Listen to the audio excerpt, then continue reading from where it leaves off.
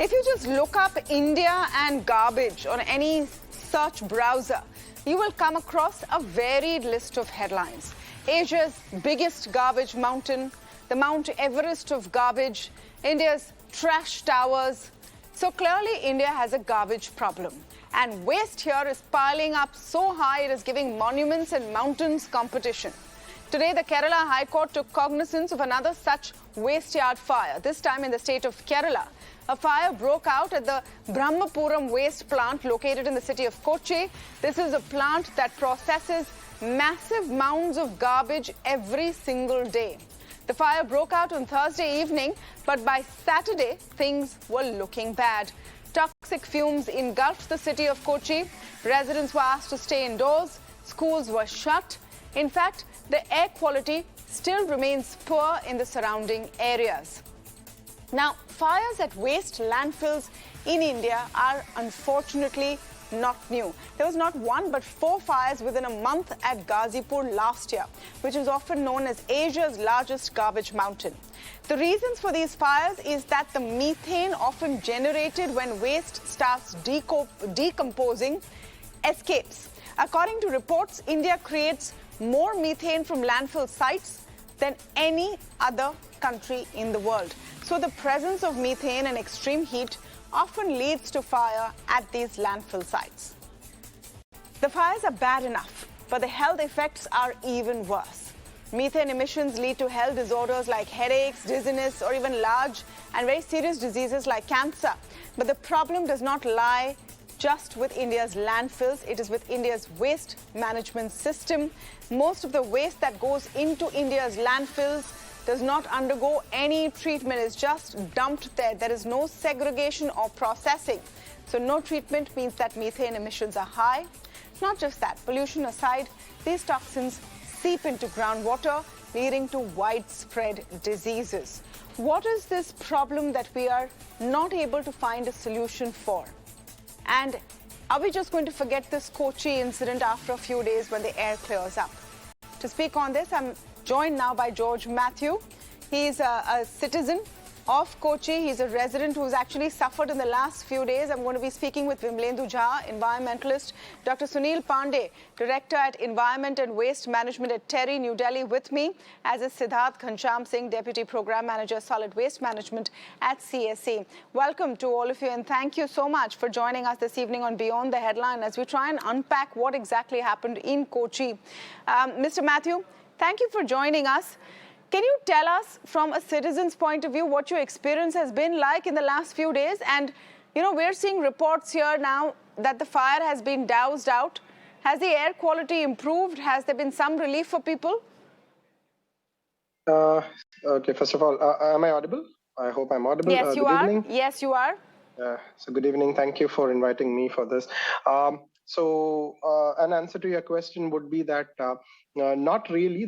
We can still see smoke that's billowing up from the Brahmapuram waste plant, and I stay. I stayed quite nearby to the Brahmapuram plant. So sources from the place where I stayed tells me that there is still smoke, and especially is that the thick smoke is engulfed and surrounding our area. It's been now, let's say, I think it's 5 days or 6 days it has been now that we are actually suffering from this, and it's really difficult. It's really created an environment which we are really finding it difficult to live here. Yeah, so you had to actually move out of your house, Mr. George. That's true, because I have a daughter. She is 5 years old. So I, along with the other nearby residents as well, we had advised them that because of this toxic gases that we see, or this fumes, the smoke that we actually experience, it was really creating a problem for me. In fact, today morning, even though I moved out from there, today morning I'm still having sore eyes, and I started having sore eyes, and I'm using eye drops for it now. So the problem where and the smell that we get is actually of burning plastic, and we all know this burning of plastic is actually is carcinogenic, and it can induce cancer, which is more like 20 times more than normal cigarette smoke. So I simply could not risk, the health issues that might come up later on in our lives. So I just had to Yeah. temporarily move out and find a way. So this is what's happening. This gentleman, George Mathew, who's joined us, he's a vocal resident. George, I want you to stay with us through the show. He has a 5-year-old daughter. They're still suffering. Look at those pictures over there. That's how bad it was. They had to rope in several, agencies to come together to put out the fire. It took 3 to 4 days to put out the fire. The Kerala High Court has asked for the intervention of the Chief Justice of India. But the sad story is that this is happening everywhere. Dr. Suneel Pandey, why are we so vulnerable to these episodes time and again? And what can you add about the situation in Kochi?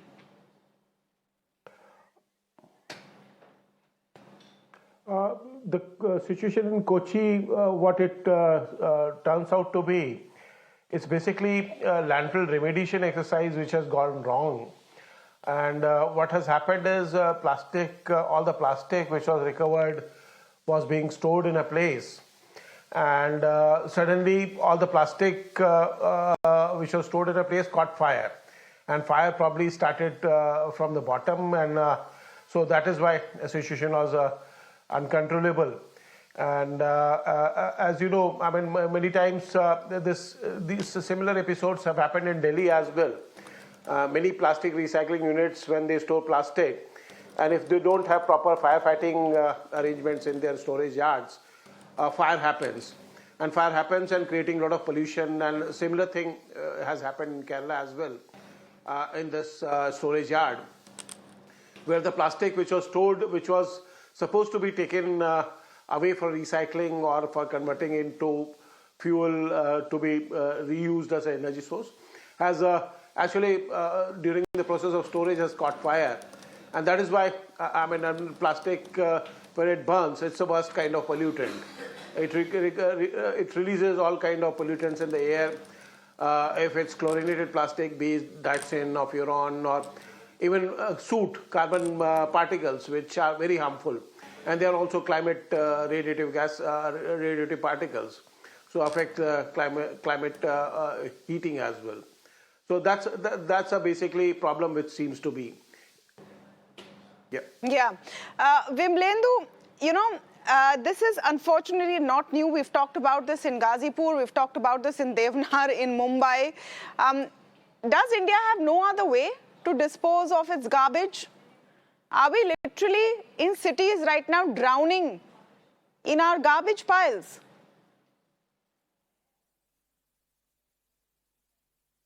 Yes, Tamanna, yes, because to some extent, yes, because Vimlendu Jha, the question to Vimlendu Jha, please.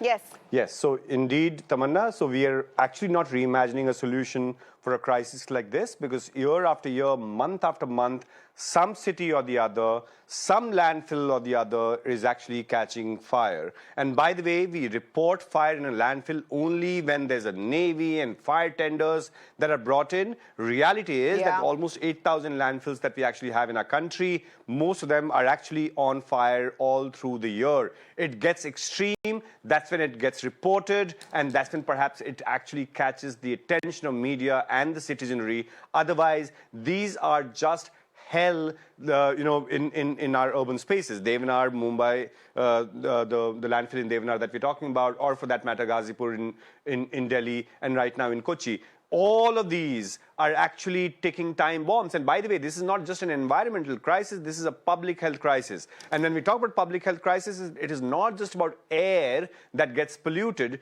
it is also about water that is getting contaminated because of these landfills, not perhaps because of the fire, but because of all the dumping of garbage that actually happens in the most unscientific way throughout the country. And by the way, each time that we're talking about 1 kilogram of waste that goes to a landfill, at least 100 kilograms of waste actually is outside the landfill, which is entering our waterways and everything else. So therefore, the crisis or the problem is of waste management, or the way we look at waste, or the way our state or governance looks at waste itself. Because landfill is only the visible visible form of governance vis-a-vis waste. But in India, almost 70% of garbage is not really collected, not really managed properly, and it's very unfortunate that instances like these that we are actually seeing in Kochi, and it keeps happening in many other parts of the country through the year, extreme events like these of extreme fire tender kind of fire that gets reported. I think what we need is not just a Swachh Bharat. We actually need a reimagination of waste management strategy. It cannot I want to just understand be this in more. 1 minute. Vimlendu, I want to understand this in more produce specific waste. terms. 1 minute. I want to understand this in more specific terms because, everyone speaks about this generically. So, and what our viewers can understand. So, we generate a lot of household waste. I'm not talking about industrial waste that also has different rules. We generate waste in our houses. A lot of societies now ask you to segregate it into wet and dry. After that, what happens? Nobody knows what happens. It goes into the same trucks and it goes into these landfills. So Absolutely. that same problem, is anyone trying to find a solution or that's just going on and on? Absolutely. So Tamanna, so for example, you would segregate waste, but your kuda wala that comes in the morning puts it in the same thela. Thela might say segregate, but the truck that comes, will put it in the same truck. Say there are two different trucks, the landfill doesn't even segregate. In reality, that's the truth. But on paper, these are supposed to be sanitary landfills. These are supposed to be landfills that have lining, that have segregated waste systems. And by the way, there's this new solution that we are actually looking at, that we are actually running after, which is about segregation of waste and waste to energy. This particular plant that has actually caught fire, in this particular case, we're actually talking about plastic that has caught fire, is perhaps could be an accident. But reality is that most of the landfills in our country are on fire by design because it actually releases methane. So decentralized waste management is the only solution, is the only reimagination, is the low-hanging fruit, and the government needs to start working on that, and that's the only model. And that's what I was talking about, that end-of-pipe solution, which basically means that you produce enough waste, carry it to a land, that land becomes a toxic hell or a mountain rather than, it becomes a land hill rather than a landfill,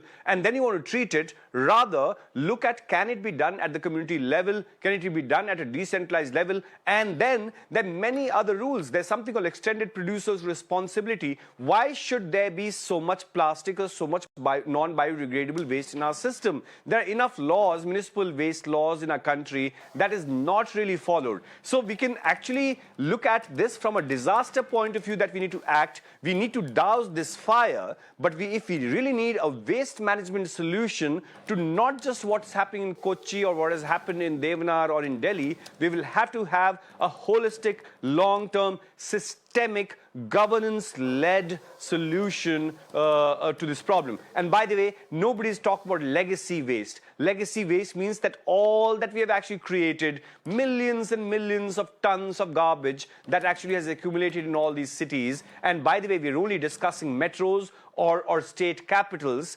Small towns in Bihar, Orissa, Jharkhand, Karnataka don't even have a landfill. Villages don't. So where is the waste going there? 1 minute. So that's saying 1 minute. I want to understand this. I want to understand this. Let's get some FAQs into place. Why does India have this landfill model? Is this what is used the world over? Is there no other solution? Is the developed world also using this landfill model?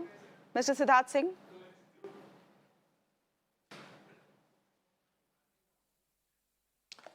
Tamanna, thank you so much for having me. I hope you can hear me.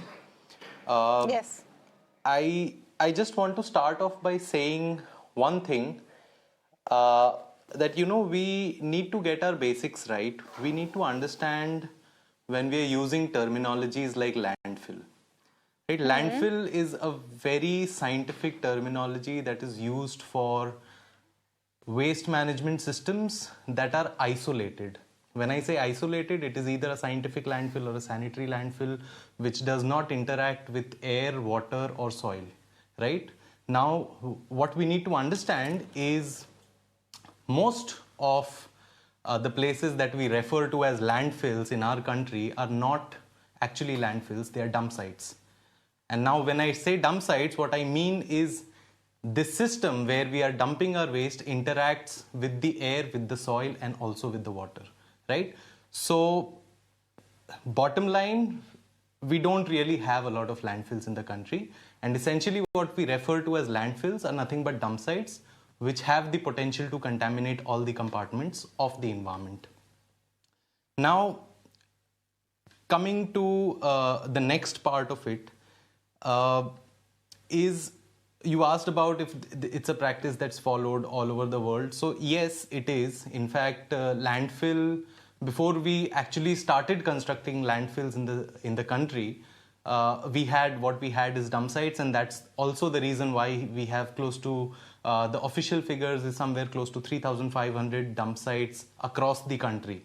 Now that is the official figure. So unofficially, we may have maybe double the number, right? So landfill was introduced as a kind of a containment system to ensure that the waste that we are sending away from our households is not dumped without any regulation, right? So it's basically a technology that was followed very widely in the West and now has basically reached the country, and you know it's a good thing. No, but 1 to minute, do Siddharth, are we using this technology? Are we actually using this technology? System. 1 minute, Siddharth, are we actually using this technology? Are you saying that right now in this country there is a scientific system in place and what we are reporting and seeing are only anomalies? No, they're...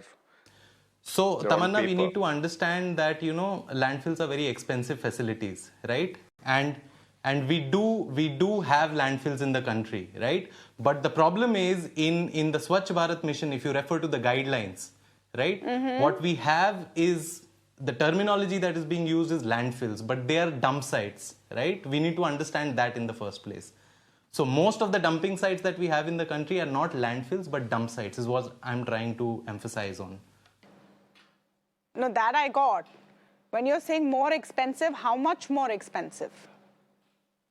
Is it something, this nation that wants to be a $5 trillion economy, which is going to grow at 7% this year, we can't afford to get rid of our garbage without choking ourselves? I know, you know, I have the experts on this panel to add the data and details, but, you know, we need to bring it back to what people are really suffering. George Mathew is listening to this and saying, brother, tell me how much it costs. Why can't we do anything? That I have to flee from my house. He's had to flee from his house. I would like to make a point here. No. 1 minute. Okay, let George Mathew come in. Let George Mathew come in. Yes. No, I just, whether it's a landfill or whether it's a dumping yard or dumping area, the point in what happened in Kochi, let me just say the Brahmapuram plant was commissioned in 2007. Back in 2007, probably the population in that particular area was not very dense. Today, as we are into 2023, this particular dump site, I would call it dump site, is actually surrounded by schools, colleges, hospitals, and info park, and all resident associations nearby. And it's not the same as it was in 2007. It was commissioned. So. And a huge issue that we really actually face, apart from what happened right now, is extremely unpleasant smell. So we are not talking, and Kerala has I would say, a disadvantage being a smaller state, and Cochin too cannot expand to the western side. So it always expands to the east side where Brahmapuram is situated. So we are literally being, those who are staying around Brahmapuram do not have anywhere else to go. Some people do not have anywhere else to go. They will be forced to shift out of the city or the other places. So the placement of such dump sites or such landfills or whatever you would like to call them is very important. And as we progress, as a city like Kochi grows, it's very important that some kind of measures needs to be taken immediately to avoid any further mishaps like this. Luckily, this time, go ahead. Right. Yeah, please. Now, I want to get Vimlendu in, and I want to just explore the point that Siddharth Singh is talking about.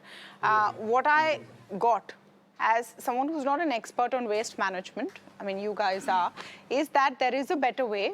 but it costs more, and we as a nation are not paying for it.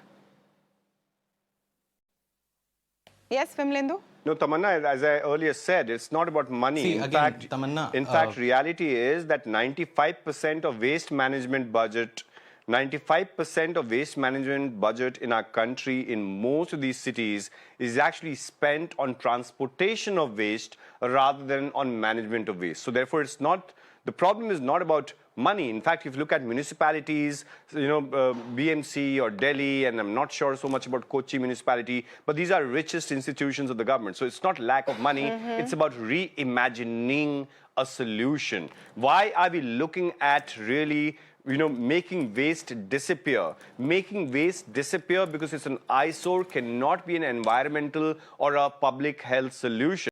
What Siddharth was talking about was very right, because we're talking about air pollution, we're talking about water contamination, which is underground water, and we're also talking about, about soil acidification. You know what? And by the way, all of this actually happens in many areas. So therefore, it's not lack of money. It's interesting, Vimlendu and Siddharth, bear with me, because when I covered the Devna dump story, this is what emerged, that the municipal body employs private companies to transport the garbage. And they don't want to segregate the garbage because they get paid as per volume of garbage. So the more garbage, the less segregated it is, the more they get paid. And then they go dump it. So there is corruption. There is a garbage mafia. So that's the design problem. This story has so many layers. There is design problem also. Absolutely, yes. Tamanna, and that's what we are talking about. That again, there is a problem in design, in governance model itself. Yeah. Yes, Siddharth. I would like to come in here. See, let us understand that just having landfills will not solve the problem, and I think that it has been touched upon that even let's assume that we have a landfill to take care of the waste, right? But if we are not segregating the waste, because you talked about wet and dry, right? If you look at the solid waste management rules 2016, which happen to be in force as of now, we are supposed, as a citizen, we are supposed to segregate our waste in 4 different fractions. It's wet, dry, domestic hazardous, and sanitary waste. And all these fractions of waste have to go to relevant processing facilities where they can be taken care of, right? So just having landfills in place is not going to solve the problem, irrespective of the fact that, we Siddharth Singh, who is going to do all of this that you're describing? In fact, there are examples, not only in who is India, going to do?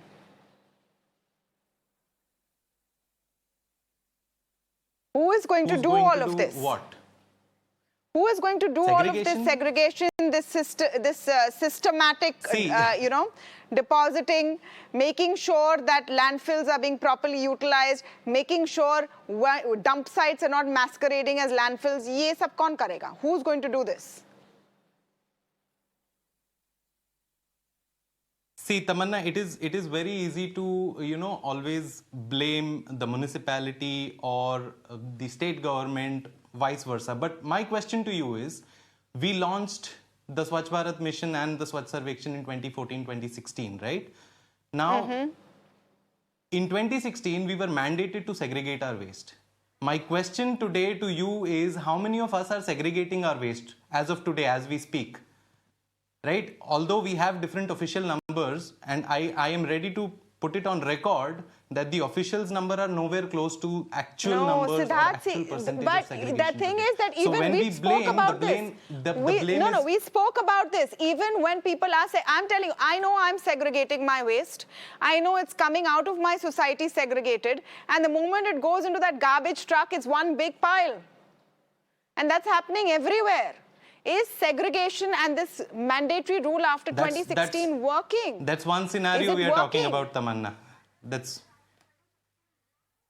definitely one scenario. That definitely is one scenario. I'm not saying that, we are not to blame or only the main story. That's the main scenario, unfortunately. Management is a shared responsibility. No, it's not. No, Right? it's not. You know, we keep doing this to ourselves as citizens. It is, yeah, it is. No, it's not, because It definitely is. If I'll tell you why. If I, even after segregation, and here I'm not talking about me personally, I'm saying if even after segregation, it's going as the same bunch of garbage in this dump site / landfill, then what's the point of even more people segregating? Vimlendu, I want you to come in on this. So exactly, Tamanna, as in, it can be a shared responsibility, but that cannot just be an excuse to really solving waste crisis. There is a problem in the model itself. The onus of environmentalism or environmental governance cannot be put on the citizenry of the country. Indeed, yes, we need to be more responsible, we need to be more accountable, but here the crisis that we are actually talking about is in our municipal governance model or the imagination of a solution. Waste to energy is not a solution, landfills are not a solution, decentralized waste management is a solution.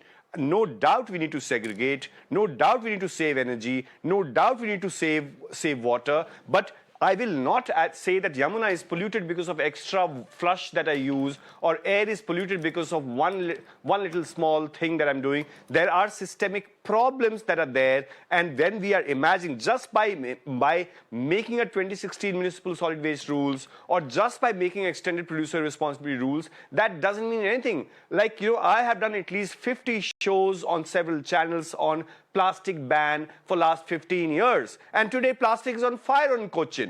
So what do I do? As in, is there a problem, or all these, last 15 years of plastic ban shows that we've been part of, announcements and campaigns that government has been part of, it's a sham, and reality is that it is a sham. Right, Because otherwise, where did the plastic XYZ micron has been removed. Heavier microns now have been allowed.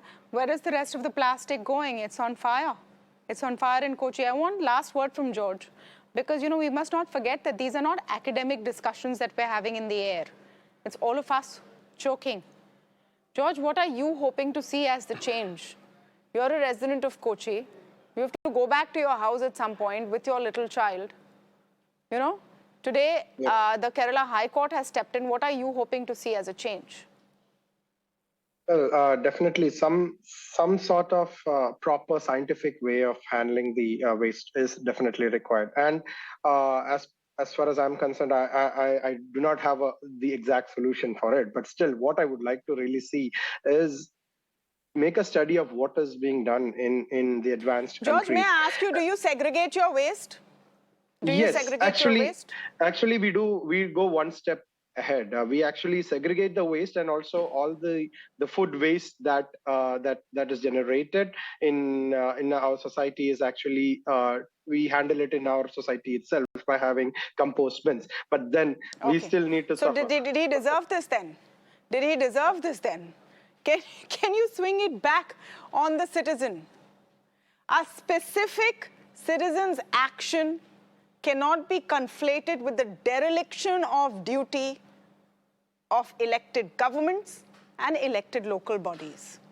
This man has segregated his waste. They're putting their food waste in the compost. He has had to run from his house because of a burning pile of garbage. That's definitely something we need to change. I'm going to wrap this here, but thank you to all of you for joining us on The Lead Story. But it's been